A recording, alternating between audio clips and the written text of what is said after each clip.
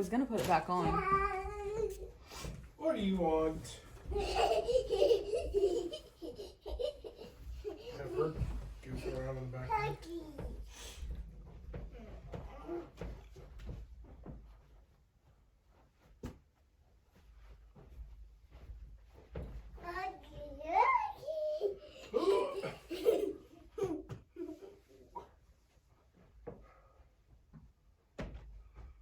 You ready to start? Mm-hmm. Okay. Let's leave Mommy alone. She's got to do her video. With all this crap.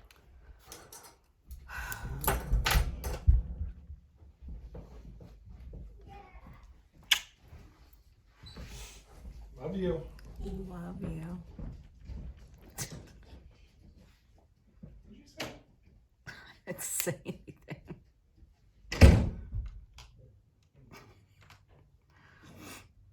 Okay, friends, we are going to pretend, welcome to my channel. We're going to pretend that I haven't worn this shirt in other videos, and we're also going to pretend that my hair doesn't look like this. Okay? Thank you. So the story of this hair is that I did an oil treatment, or am doing an oil treatment, and so it's a mess. But the plan for today's video is I had someone request a like basic how to do your eyeshadow tutorial. So that's what I'm going to do. So I'm going to get my favorite brushes, and I felt like I would keep it. Sorry, I grabbed a different brush. Really simple, and stay with like really inexpensive, except for one brush. And I'm going to just use 3 really inexpensive brushes. These 3 are my favorites. And you can obviously, you don't have to use these specific brushes if you have brushes that are similar or maybe a little different in shape, but ones that you like, by all means use those. While you're at it, if you could like and subscribe to my channel, I would appreciate it so much. It really helps me. I obviously don't get paid for YouTube. It takes a while to get paid for YouTube. That's obviously like a dream of mine, but you have to have so many subscribers versus so many watch hours. I'm not there. But anyways, so I'm just going to use these 3 brushes, and I'm going to use this Jaclyn Hill palette. This is by no means like necessarily an endorsement for like anything. This is just a palette that I have and I really like. It's a very well-loved palette. And the reason that I like it, and again, a different palette for like a lower price point, let me grab one, is I really like this palette. This is by e.l.f. It's called the Opposites Attract palette. I really like this palette because it has, hi sissy, a lot of like neutrals and warm colors in it. It's a great palette as well for a lower price point. I have Morphe palettes that I love as well. Hi sis. This is the 35F palette. Yeah. This palette is very well loved. Also, it has a lot of great mattes at the bottom, and then the rest are shimmer. Love this palette as well. For this look, I'm just going to use this one. This is the original one that she had. Also, my face makeup I've had on all day. So it's a little rough looking as well, but anyways, this. So I personally like to start with something in, if I'm going to do a warm look, something in this family. So it's just like a very light color that's just maybe slightly darker than my skin tone. So whatever skin tone you are, just slightly darker. And I just take a little on my brush. A lot of people like, it's like the makeup person. I don't do that every day. If I notice there's a lot on my brush, you know, you can tap it on your finger, whatever. Whatever you do, don't blow on it. Gross, germs. Especially if you're going to work on other people. Ugh. One key with your brush is the further you hold back, the lighter pressure you're going to put typically on your eye, and the less pigment usually you're going to put on your eye. So, and then the closer up you hold, usually the more you're going to put on. So initially, I would say hold back on your brush towards the end. This brush is an E13 by Morphe. I like this one because of the dome shape and how dense it is. And then I usually start like right at the corner of my eye and just windshield wiper motions. I usually choke up to the middle because I have really small hands. Brian always says I have like baby hands. T-Rex arms and baby hands, but it's kind of uncomfortable for me to use how small, I don't know. It's easier for me to hold it in the middle because that's where it's the fattest. Oh. Anyways. And I like to do like right where my eye creases. So like, that's kind of a weird look to do, but like wherever you push and your eyeball goes in, that's where I'm gonna do this. And I like to go just a little bit above as well. If you have majorly hooded eyes, so like when you close your eyes, you're not gonna see this. Like mine are a little hooded right there. The older I get, the more hooded it gets. But some people have like, you know, eyes like this where it's totally hooded and you see nothing. You're gonna wanna go a little bit above. And don't concoct your head a lot of different ways.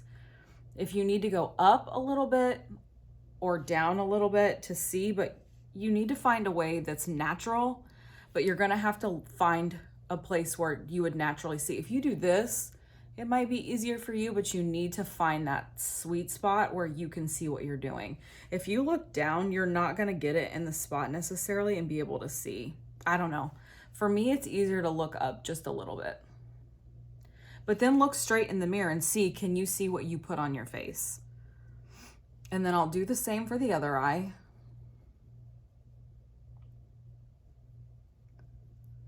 What I'm probably gonna do during this video, so it's not hella long, is I'll do one eye, then I'll do the other eye off camera, and then we'll kind of come back. So we'll just work on one eye. And with most eyeshadows, you're just gonna build and blend, build and blend, build and blend. But on like a normal day, if I'm just gonna do like a no makeup look, I can get this eye done in like 2 minutes. And then after this, if you're trying to do a more dramatic eye, you are just building upon this. So once I'm sort of satisfied with what it looks like, I'm gonna choose something a little bit deeper. So for me, it has a little bit more of a different tone. Really any of these like in this row will work. It's just kind of what mood I'm in. So I'm just gonna choose a different one. Sometimes I hop between a couple different colors. And I'm just gonna go slightly above my crease. You can do like little circular motions whilst doing your windshield wiper motion. Whatever tickles your fancy, friends. But just a little bit slightly above. I don't know if you can tell the difference, but just slightly above. I personally like warm tones because I have blue eyes and dark hair. I feel like that's the like most flattering on me, but you can do whatever you like. And then I just kind of build. I try not to go all the way up here. So leave that color that you initially put alone. You're just going slightly in between the color you initially put, and that's where you're putting this one. Between your crease and that. Okay, now I'm gonna kind of leave that color alone. I'm gonna choose now a slightly darker color. So I'm maybe gonna go somewhere in this family. So like somewhere between here, these three. But again, this is completely up to you, customizable in any way. Get a little bit, tap off your excess, and then I'm gonna do a little V right here. This is a Morphe M456. Just a short little V, like up and over, up and over.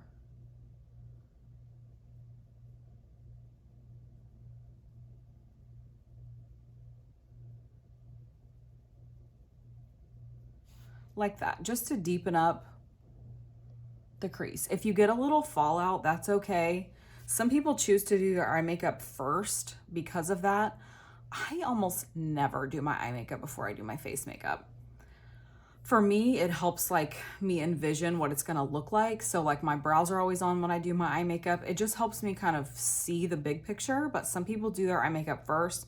Totally up to you. I think it also depends on how much fallout you expect. If I expect a lot of fallout, so if I use like a black or I'm doing a really smoky eye, then I will do my eye makeup before I do my face makeup. And then from here on out, it's literally me just like tapping between darker shades and building. You can come slightly over depending on the eye look that you're doing. You know, there's halo eyes and there's all these other eye looks that you can do. If you make a mistake, that's okay. It's just makeup. You can always like add concealer like in this area and kind of go over.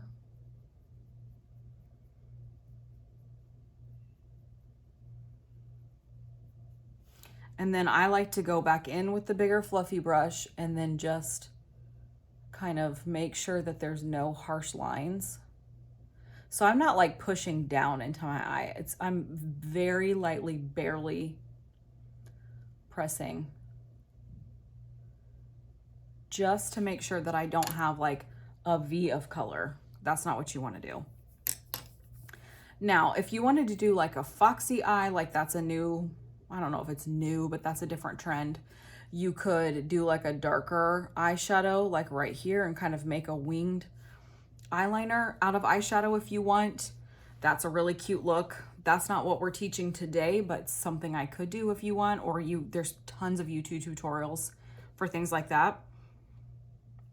Okay, then for me, you could leave it just like this if you wanted to. Do like a really light colored shadow right here.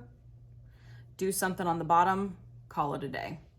So we could take the colors that we did on the top, do a little bit on the lower lash line. Try not to get it in your eyeball. I don't really like to go in the inner corner for me because I just don't like the look of it on me. If you have really like big, bulgy is not the right word, but you know, really, really, really wide eyes that you want to kind of close in, you can do that. Or if you're going for like a super dramatic look, you can do that. But for every day, I think it's a lot. You want to meet the edges, so like the bottom to the top, where your eyes meet, your eyelids meet. You need to meet those colors. Marry them together. You could just do a light, like a V this way and call it a day and be done. We can do that today. Or you can do something, I typically like to do something like gold. Let's do that today, just for fun. So I'm gonna take a gold color and I'm just gonna do that on the inner like third. I don't like to use my fingers for this. A lot of people do, but I have fat fingers, like fat, short, stubby fingers. It never works out for me. I prefer to use a brush because I feel like I can get better coverage that way, and I feel like I'm more precise that way. This is a MAC 239. I think I discovered, yeah, 239. This is like a more expensive brush, but I've had this brush, no joke, for 20 years. You may think that's gross. I don't care. I love this brush. So then we're just gonna marry these two by patting in between here. And then I like to go in with the second brush that we used and just marry the two pieces together. Because we don't want like gold, like maroon, and then have them split. You want those colors to marry together.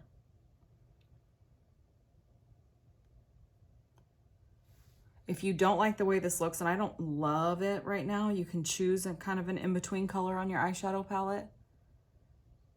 You can even choose a different shimmer if you want. And then I'm gonna go back in and just deepen up this corner again to make sure that we didn't lose that. And that's all she wrote. You can do something a little, sometimes I will do the inner corner with my finger. But again, I still don't love doing this even with my finger, because I just feel like I'm not very precise. I just have like the stubbiest fingers.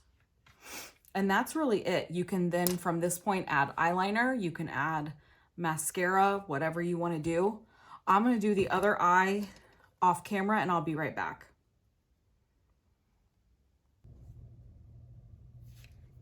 Okay guys, I'm back. I got mascara on, finished up my other eye. I think one eye looks a little more gold than the other. I don't know what's happening. Like this eye looks real gold. And I'm using the same damn color. I don't know. Anyways. I said I was like, I'm gonna do a really like natural look. I'm just going to bed too, or like putting, I mean, I'm in pajamas. But anyways, this is the, I don't know, I can't talk and do things at the same time. Let's see. So this is the easiest like eyeshadow tutorial.